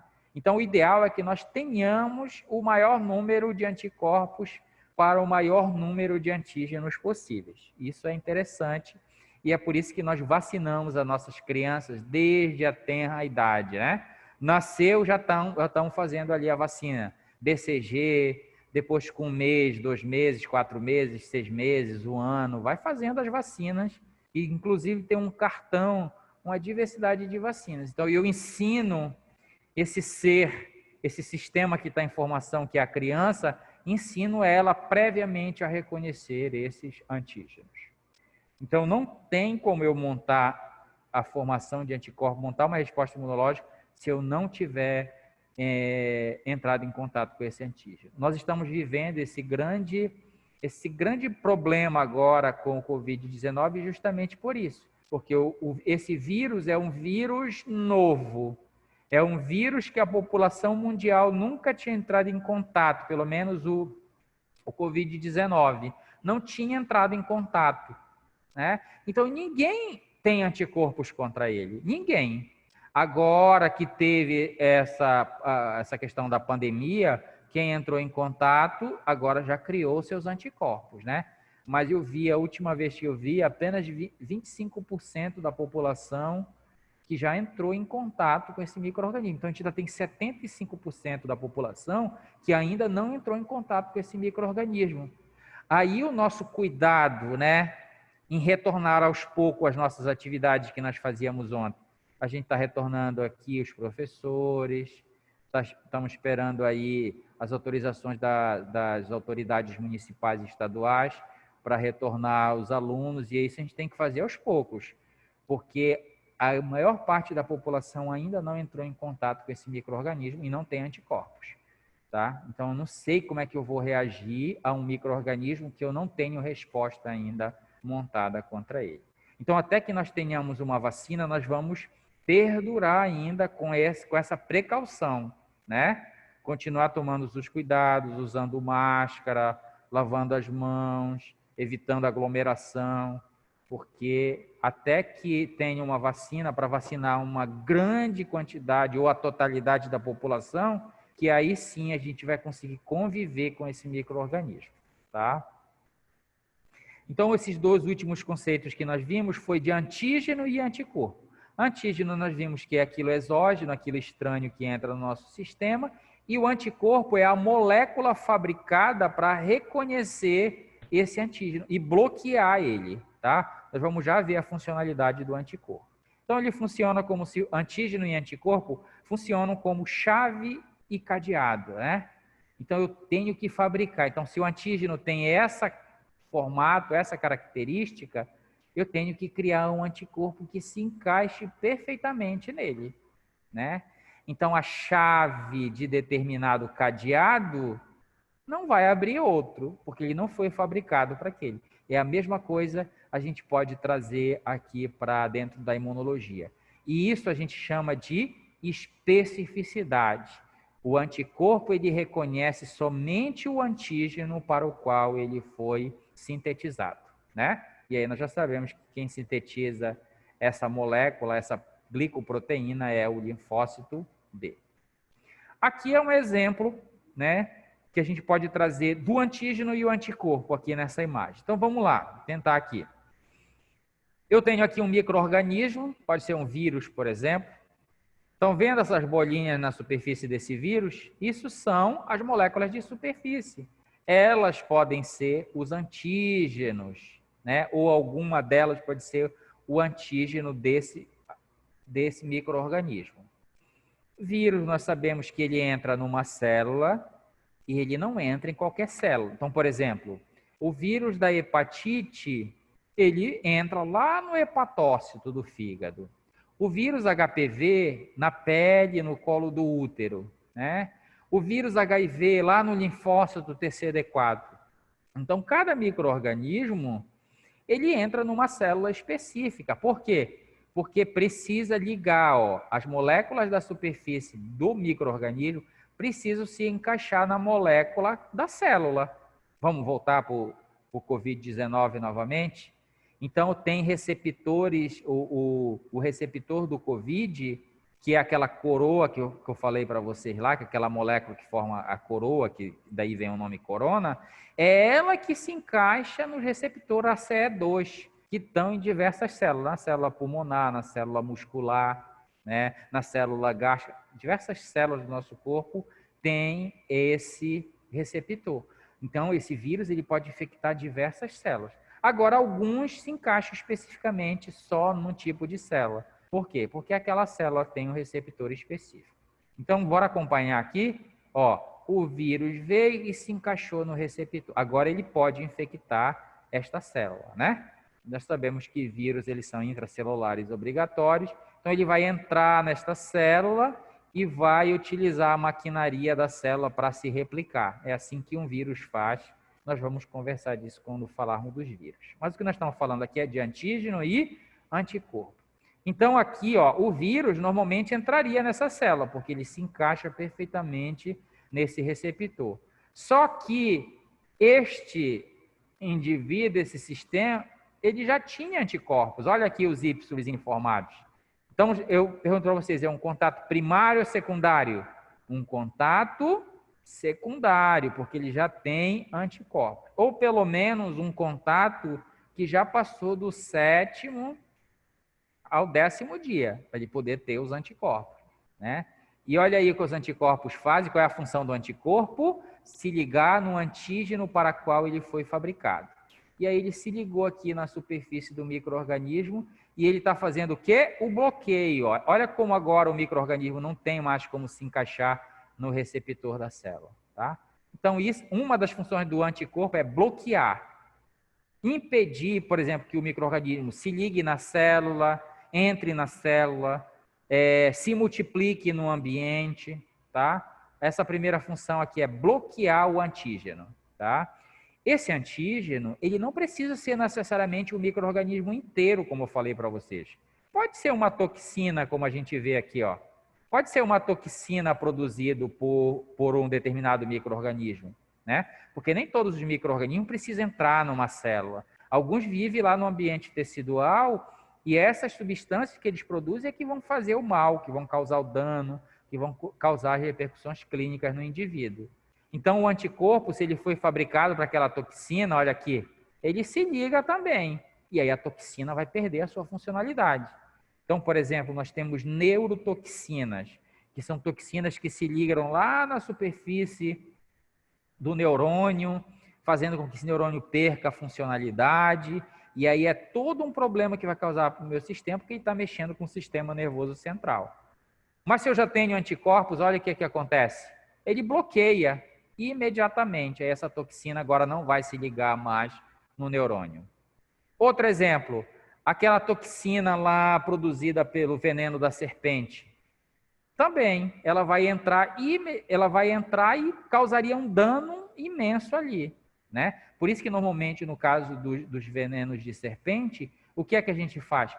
Dá tempo de esperar 7 a 10 dias para os anticorpos serem formados? Não dá tempo. E aí eu já tenho o soro pronto. O que é o soro? É os anticorpos prontos lá dentro do meu vidro, lá, né? Guardado lá na minha geladeira da minha unidade de saúde. Então, quando tem um caso desse, o que é que eu faço? Eu pego os anticorpos e injeto, né, no sistema para eles bloquearem aquela toxina. Porque se eu não bloquear imediatamente, ela vai causar um dano, e a gente sabe os danos, né, de mordida de serpente. Aqui na cidade não é tão comum, mas de vez em quando a gente vê. Olha, teve o caso recente aí daquele rapaz que guardava lá de forma fortuita lá as serpentes que inoculou veneno nele. Olha o que aconteceu. Ele teve que fazer a inoculação do anticorpo pronto imediatamente, senão o sistema dele ia entrar em colapso e ele iria morrer. Tá? Então, ele bloqueia tanto o micro-organismo como a toxina. O anticorpo, que é esse que a gente está falando aqui. A imobilização de micro-organismos, olha aqui, eu tenho um grupo de micro-organismos se multiplicando aqui, ó. Se eu já tenho anticorpos, olha como eles se ligam e bloqueiam os micro-organismos, inclusive impedindo com que esses micro-organismos migrem para outro ambiente, impedindo com que esses micro-organismos se multipliquem, né? Que isso é o que o micro-organismo vai fazer. Quando ele chegar, ele vai procurar outros ambientes, vai procurar se multiplicar. Mas se eu já tiver anticorpos, eles serão bloqueados ou imobilizados, como a gente vê aqui nessa imagem, né? Outra função do anticorpo é ativar o sistema complemento. Eu vou deixar isso para a gente falar quando conversar lá sobre o sistema complemento, mas já mostrando para vocês, olha, anticorpo quando ele está parado, ó, vocês estão vendo que até agora, o que foi que o anticorpo fez? Ele fez alguma coisa além de bloquear, de neutralizar, de imobilizar? Não. Ele não tem como destruir, por exemplo, um micro-organismo. Quem vai fazer isso são outros elementos do sistema imunológico, como as células, por exemplo. Então, aqui nessa figura de baixo, a gente vê, olha lá, micro-organismo que é o antígeno, foi bloqueado pelo anticorpo, e o anticorpo não destruiu o micro-organismo, só bloqueou ele, parou ele, imobilizou. E olha quem vem em socorro aqui, ó, uma célula fagocítica. Vem e fagocita o micro-organismo. Porque ele entende quando o anticorpo está parado na superfície de algo, significa que ele está sinalizando, olha, isto aqui é estranho. Porque, vejam, antígeno, anticorpo se ligou especificamente, ficou parado lá. Esse anticorpo parado alerta as células, inclusive célula fagocítica, que aquilo é estranho, né? Olha, eu estou bloqueando, me ajuda, porque isso aqui que eu bloqueei é estranho. Então, a célula fagocítica vem e destrói aí o micro-organismo. Anticorpo parado aqui novamente, olha os dois Y na superfície de um micro-organismo. Ele pode ativar as proteínas que estão circulando nos nossos líquidos corpóreos, que são as proteínas do complemento. Tá? Essas proteínas... Uma primeira proteína vai reconhecer a porção do anticorpo parado aqui, ó, a porção FC, e aí ela começa a se modificar, ganhar função enzimática, quebrar outras proteínas. Mas não se preocupe que isso nós vamos falar especificamente. O que eu quero que fique para vocês aqui é ter o entendimento dessa relação íntima entre antígeno e anticorpo, e saber o que é o antígeno e o que é o anticorpo. Então, o antígeno ela é uma molécula exógena, estranha, que entra no nosso sistema e é montada uma resposta imunológica. O anticorpo é a molécula glicoproteica sintetizado pelo linfócito B, que vai reconhecer especificamente esse antígeno. E tem essas diversas funcionalidades que a gente ainda vai ver quando conversar sobre o anticorpo. Então, nós falamos, né, já vimos esses conceitos, então já vimos o que é uma proteína, o que é uma enzima, o que é um antígeno, o que é um anticorpo. Nós vamos ficar com esses conceitos iniciais e vamos agora falar um pouquinho sobre os elementos, que nós vimos que são 3. Os elementos que constituem o sistema imunológico. São as moléculas, são as células e são os órgãos linfóides. Então, eu vou fazer uma explanação sobre esses 3 elementos do sistema imunológico, que posteriormente nós trabalharemos eles especificamente, né? Vamos trabalhar cada um deles. Então, nós vamos trabalhar com a proteína do complemento, com o anticorpo, com as células e com os órgãos linfóides.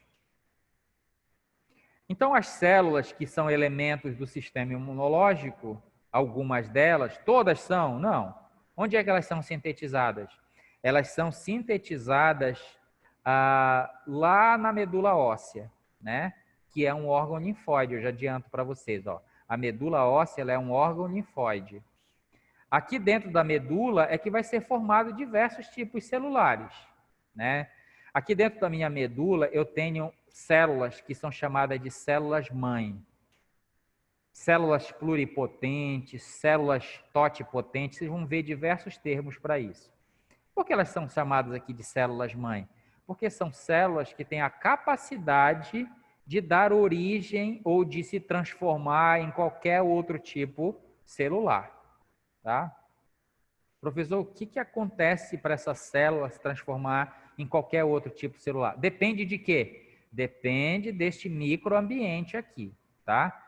O que é um microambiente? O microambiente é um local onde tenho condições específicas. Vou dar um exemplo desse momento aqui. Eu estou dentro de uma sala de aula. Aqui dentro, a luminosidade, a temperatura, a quantidade de oxigênio, ela é diferente daqui do corredor. A temperatura lá é diferente daqui. A luminosidade, enfim, a quantidade de oxigênio é diferente. Então, quando eu consigo definir que tem diferença, eu considero isso microambiente. Então, aqui a sala de aula seria um microambiente. Por quê? Porque ela tem condições diferenciadas. Eu pergunto para vocês, aqui dentro da medula óssea, é uma condição diferente de fora da medula? É. As substâncias que estão aqui dentro são diferentes das que estão fora, né? Então, tem diversas condições. Então, essa célula-mãe que vive aqui dentro desse microambiente, medula óssea, ela vai receber estímulos, que nós não vamos entrar em detalhe quais são. Mas são produção de citocinas, enfim, tem vários tipos de sinalizações que vão fazer essa célula. Então, vamos lá. Se essa célula recebe um determinado grupo de estímulos, ela pode se transformar numa célula mieloide. E essa célula mieloide, olha que ela dá origem, ó. Ela dá origem a diversos tipos celulares, dentre eles as hemácias, as plaquetas, os neutrófilos. Dessas 3 células aqui, uma delas faz parte do sistema imunológico, né? Que é o neutrófilo. As plaquetas, as hemácias, elas não fazem parte do sistema imunológico, mas elas têm a sua funcionalidade, né? As hemácias transportar oxigênio e retirar gás carbônico, né? As plaquetas envolvidas na coagulação sanguínea, os neutrófilos aqui já têm função dentro do sistema imunológico. Nós vamos trabalhar, eu estou dando exemplo apenas de uma célula. Outra situação é quando essa célula-mãe recebe um estímulo, mas agora não é um estímulo, é um estímulo diferente, né? E aí ela se transforma numa linhagem que a gente chama de linhagem linfóide. Essa linhagem linfóide vai dar origem aos linfócitos. Linfócito T, linfócito B, linfócito natural killer, esses também já são células do sistema imunológico, tá? O que tem que ficar para vocês aqui? Que as células do sistema imunológico, elas são formadas principalmente onde? Na medula óssea. E nós já vimos aqui dois tipos, neutrófilos e linfócitos. Nós temos outras células, né? Que nós iremos falar especificamente delas, mas aqui eu só estou fazendo uma apresentação inicial.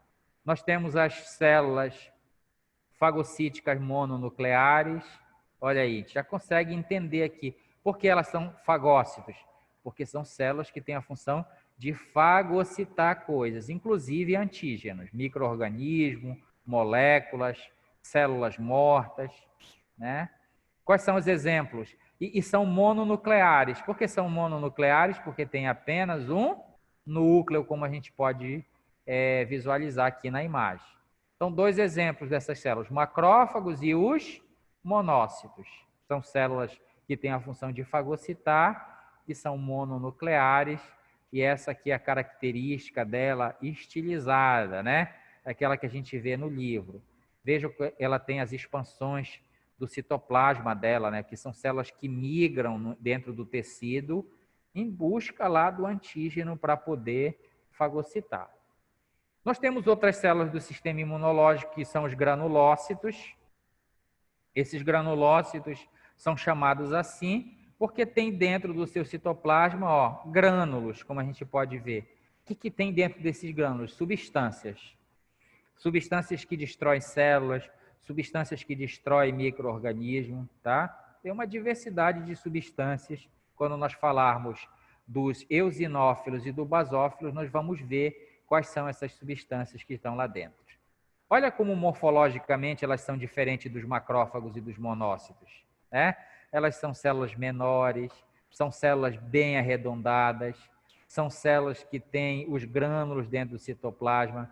Olha como o núcleo dela já é diferente do núcleo das células fagocíticas lá. Então é assim que a gente consegue diferenciar as células. Pela sua morfologia... Elas destroem o quê, professor? Oi? Elas destroem o quê? Essas substâncias que estão aqui dentro, a função dela é destruir antígeno. Então, por exemplo, uma bactéria que entre, se for ativado um eosinófilo ou um basófilo, ela vai jogar essas substâncias para destruir. Vou te dar um exemplo mais palpável. Quando a gente tem verminose por um euminto, por exemplo, grande, como Ascaris lumbricoides, por exemplo, a larva da Ascaris é muito grande. Eu pergunto para vocês, tem como uma célula fagocitar? Não tem. Mesmo que ela se junte, se agrupe, não vai conseguir, né? Então, quais são as células que vão entrar em ação? Pode ser essas daqui, ó. Essas células, elas se aproximam dessa larva e aí elas lançam literalmente como se jogassem bombas, né? Jogam essas substâncias dos seus grânulos em cima da larva. E aí vai destruir, né? Eu vi até esses dias um vídeo muito bom desses eosinófilos perto da larva. Não aparecem substâncias que são microscópicas, né? Mas destruindo literalmente essa larva. É por isso que, por exemplo, quando a gente tem uma eumentíase ou tem a presença de uma verminose, os eosinófilos estão muito aumentados, né? Quando a gente faz o hemograma, que o médico olha, os eosinófilos estão aumentados. Significa o quê? Que você pode estar com uma verminose, já que essas células, elas são utilizadas para destruir antígenos ou micro-organismos grandes. Entenderam? Sim. Então tá, aí são os eosinófilos, mas não se preocupe que nós ainda vamos ver a funcionalidade, morfologia dessas células. Só estou apresentando para vocês os elementos celulares do sistema imunológico. Nós temos os linfócitos, linfócito T, linfócito B, né? Nós já sabemos, por exemplo, que o linfócito B é o que produz o anticorpo. Mas nós vamos contar uma história para vocês e mostrar em que determinado momento é que esse linfócito B vai produzir esses anticorpos. Então, nós temos, de forma geral, linfócitos T e linfócito B. Temos subpopulações desses linfócitos? Temos. Por exemplo, linfócito B, eu tenho linfócito B produtor de... o linfócito B que a gente chama de plasmócito. Os plasmócitos são os que produzem o anticorpo. Mas eu tenho um grupo de linfócitos B que são os linfócitos B de memória, tá? Então, quando a gente fala linfócito T e B, a gente fala geral, mas tem subpopulações dele, tá? Professor, o que é que muda nele? Eles vão ter a mesma morfologia, como a gente vê aqui, são células pequenas, com núcleo grande, tomando conta de quase todo o citoplasma. O que vai mudar em cada subpopulação desse é a funcionalidade, tá? Uns vão produzir anticorpos, outros vão produzir memórias. Isso serve também para o linfócito T, né? Eu tenho o linfócito T auxiliar, eu tenho linfócito T regulador, eu tenho uma diversidade de subpopulações de linfócitos. O que vai mudar é a funcionalidade, né? O linfócito auxiliar, ou HELP, ou TCD4, é aquele que vai orquestrar a resposta imunológica, mas não se preocupe que nós vamos ver isso especificamente. Nós temos também as células chamadas natural killer, né? Eles são também linfócitos, só que eles são citotóxicos. Olha a função dele. Citotóxico quer dizer que ele destrói a célula. Igualzinho, parecido com aquele granulócito que nós vimos, ele também lança substâncias que destroem a célula, né? Por isso ele é chamado citotóxico. Nós temos células dendríticas, que são células fagocíticas que também estão... só que essas células elas estão migrando no tecido, como epitélio, como a pele, por exemplo, ou presente nos linfonodos, que é um órgão linfóide, que é isso que eu vou mostrar para vocês. Os órgãos linfóides, eles estão... Então, olha só, falamos lá das moléculas, falamos das células, agora nós vamos falar do terceiro elemento, que é o órgão linfóide. O órgão linfóide, como a gente pode ver por essa figura, são diversos. Quais são? Eu tenho os órgãos linfóides primários, que é o timo e a medula óssea, e eu tenho os linfóides secundários, amígdala, baço, placa de Pey, apêndice, linfonodos, vasos linfáticos. Mas vocês olhem que independente se ele é primário ou secundário, olha como é que os órgãos linfóides estão localizados de forma estratégica, né? Eles estão aqui, ó, estrategicamente localizados. O nosso sistema ele tem 3 principais portas de entrada que nós vimos: o gênito urinário, o gastrointestinal e o trato respiratório.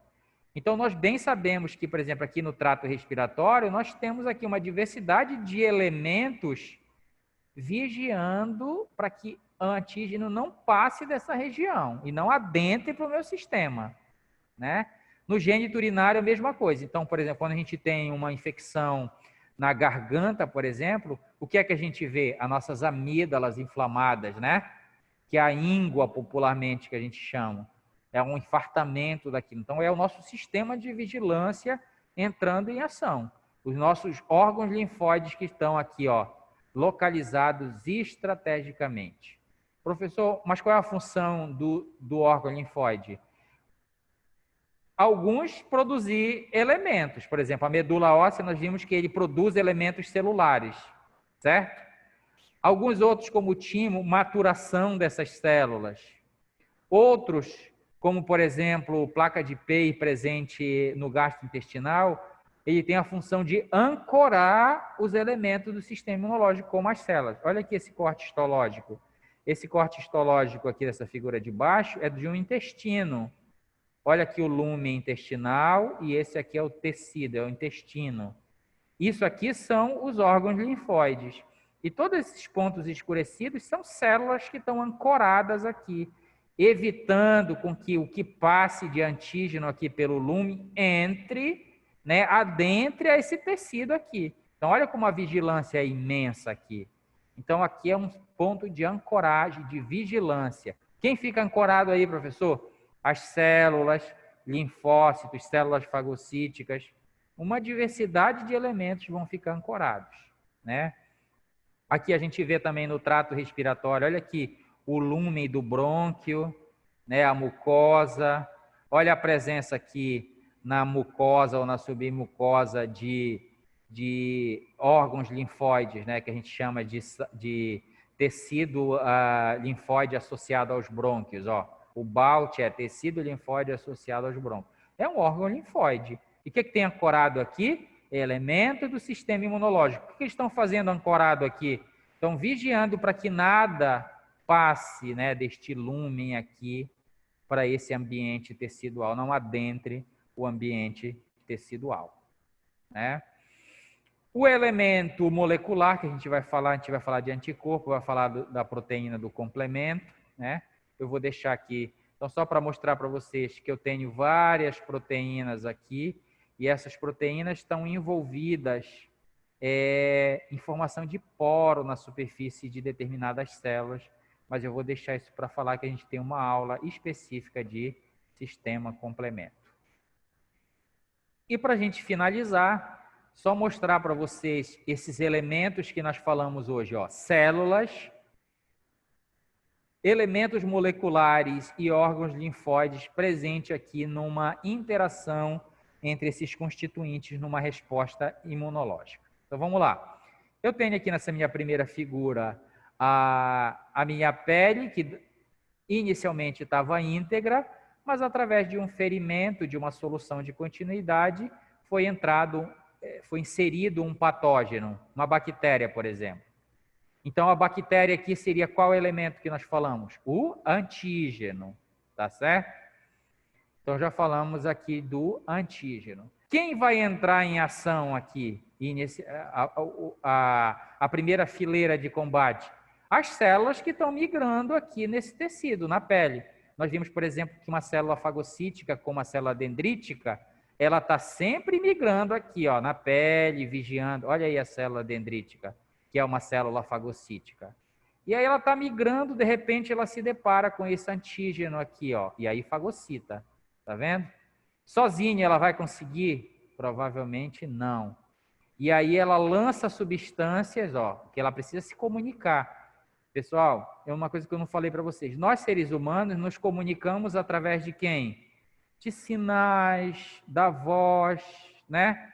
Nós nos comunicamos dessa forma. Como é que as células, esses elementos do sistema imunológico, eles se comunicam?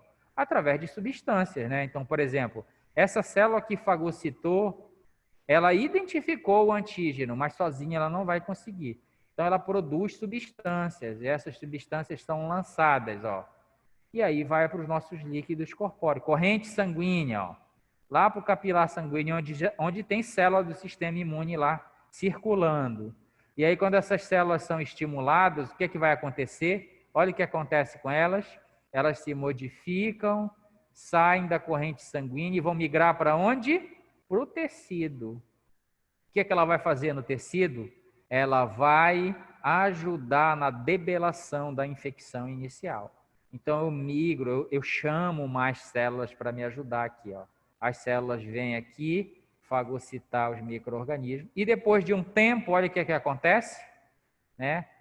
Os micro-organismos, que são os antígenos, foram todos fagocitados e destruídos. E aí cessa aquela infecção.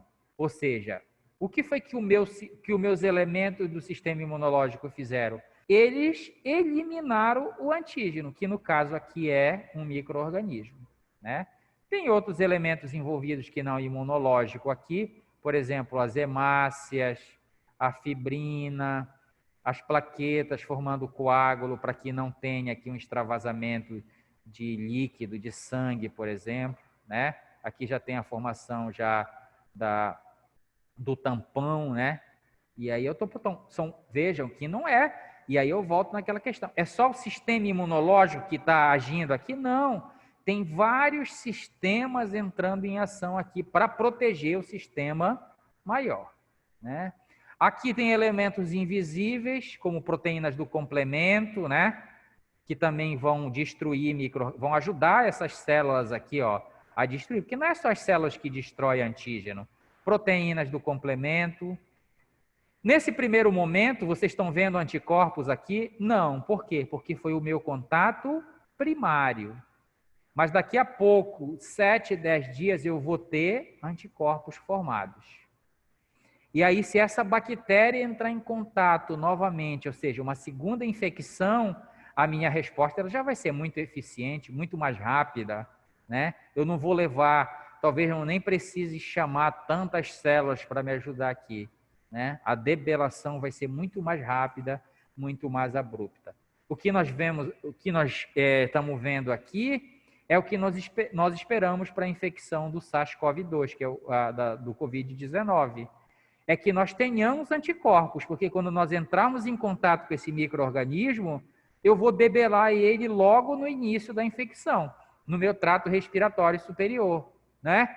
Não vai chegar no pulmão, não vai para a corrente sanguínea, não vai para outros órgãos, não vai ter resposta exacerbada, né? Eu vou conseguir eliminar o micro-organismo inicialmente, porque eu já sei reconhecer ele, eu já tenho uma resposta imunológica montada. Tá certo? Então, por hoje é isso. Agora a gente tem aí uns 10 minutos aí para possíveis perguntas. Alguém com dúvidas? Professor, naquela hora que o senhor falou que os linfócitos, Certo. alguns produzem, alguns ancoram e os outros o quê? Linfócito? Isso. Não, linfócito, dependendo do linfócito, ele tem várias funcionalidades. Então, por exemplo, Isso. o linfócito TCD4, ele é um linfócito que vai organizar a resposta imunológica. Mas nós vamos entender, por exemplo, ele vai reconhecer a célula fagocítica, vai apresentar para ele o antígeno, e é ele que sinaliza, por exemplo, para o linfócito B produzir anticorpo. Então, é essa a função do linfócito TCD4. O TCD8, que é aquele citotóxico, ele já não faz mais isso. Ele tem outra função. Qual é a função dele? Ele é citotóxico.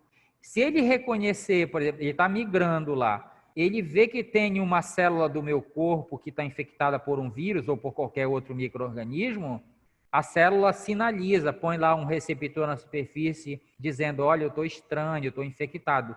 E aí ele não conta a história, ele vai e joga os grânulos, que ele também tem grânulos no citoplasma, e destrói. Então, por esses dois linfócitos, tu tira que cada um tem uma funcionalidade. Sim, entendi. Mas não se preocupe que a gente ainda vai, quando formos falar de resposta, a gente vai falar de cada um desses aí, tá? Mais alguém, gente, com dúvida? O senhor vai disponibilizar o slide para a gente? Eu vou postar a aula, né? Vocês já acessaram a primeira aula lá? Quem não estava presente na primeira aula da apresentação da disciplina, está disponível lá na plataforma. Vocês estão conseguindo acessar? Sim, eu consegui acessar ela. Eu vou postar essa aula de hoje também o mais rápido possível, tá? Para que vocês tenham acesso. Então, quem não estava presente, quem quer dar uma revisada, vai estar lá disponível também. Tem como o senhor disponibilizar os slides também? Não vejo problema, eu transformo em PDF e posso enviar posteriormente para vocês. Mas eu gosto de enviar quando eu concluo o assunto, tá? Então, eu concluí, por exemplo, esse daqui já poderia enviar, por exemplo, que é a primeira aula. Eu vou enviar pelo WhatsApp. Aí o senhor posta só a aula lá e envia o slide. Entendi. O senhor porque envia assim, o slide nós pra temos gente. uma recomendação de utilizar a plataforma, tá? Então, a aula gravada vai ser postada na plataforma e eu posso enviar o PDF para vocês. Aí eu pego, depois eu pego o e-mail da turma e envio para vocês, sem problema. Certo? Sim. Então tá. Aí eu pego depois o e-mail de vocês lá pelo grupo do WhatsApp. Tá bom? Tá bom. Então é isso, pessoal. Se mais alguém tiver dúvida, esse é o momento. Eu não costumo acessar esse bate-papo porque atrapalha um pouquinho, mas eu achei até interessante hoje que algumas pessoas fizeram pergunta na aula e não atrapalhou isso, entendeu? O problema é várias pessoas fazerem, mas ficou bem, pelo menos já sana a dúvida naquele momento, entendeu?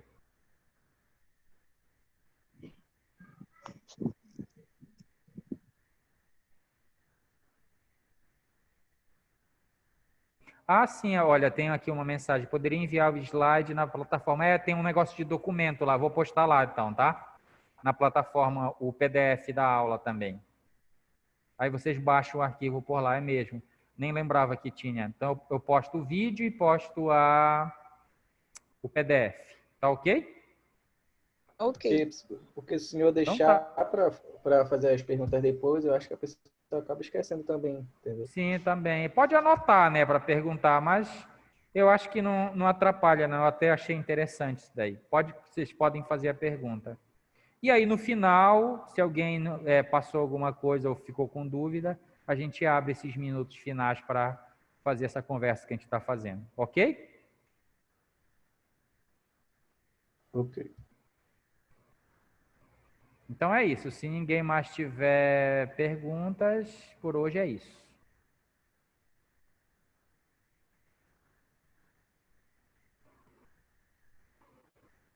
Boa noite para vocês.